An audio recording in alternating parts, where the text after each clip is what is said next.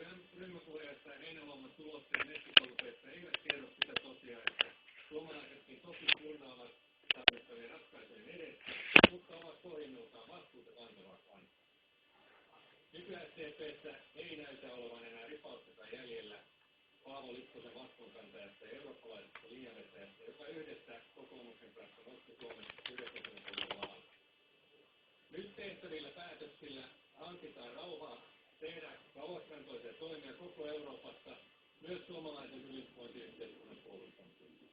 Suomen hallitus ei halunnut antaa markkinavoimille valtaa ratkaista hyvinvointimme tulevaisuutta, vaan muiden Euroopan maiden kanssa ottanut ohjaksia kansanvallan käsiin.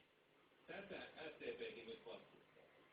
Arvoisa puhemies, tällä hetkellä ollaan jo siinä vaiheessa, että lainoja Kreikalle voidaan alkaa maksaa, koska niin suuri osa euromaiden parlamenteista on paketin hyvässä. Perussuomalaisten ja SDP:n vaatima Kreikan lainoitussopimuksen muuttaminen tarkoittaisi käytännössä uusia neuvotteluita ja uusia parlamenttikäsittelyitä. Prosessi pitkittyisi tilanteessa, jossa Kreikan ensimmäinen yli 8 miljardin euron lainaerä on erääntymässä ensi viikolla. Käytännössä paketin avaaminen estäisi Kreikan lainansaannin ajoissa, vetäisi Kreikan selvitystilaan ja uuden taantuman riski olisi suuri. Laina tai lama. Onko SDP todella valmis tällaisen uhkapeliin? Mikä on SDP:n todellinen konkreettinen vaihtoehto tilanteessa, jossa ongelmat uhkaavat päästä yli? Arvoisa puhemies, EU-maiden sopima vakautuspaketti ja Kreikan pelastaminen ovat päätöksiä, jotka koituvat meidän suomalaisten eduksi. Nyt ei ole poliittisen teatterin aika. Nyt on aika tehdä vastuullisia, vastenmielisiäkin päätöksiä vaikeasta tilanteesta.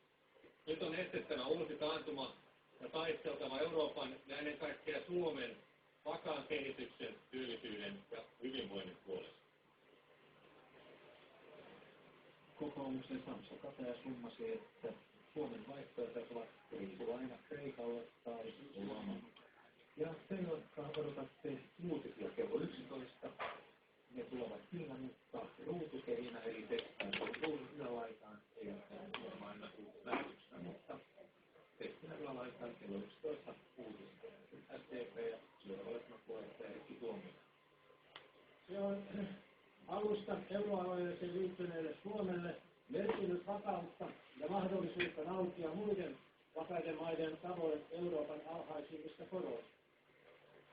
Sosiaalidemokraatit korostavat, että eurooppalaisen rakennustyön on perustuttava menestyäkseen aina demokraattisesti sovittuihin yhteisiin sääntöihin, joita on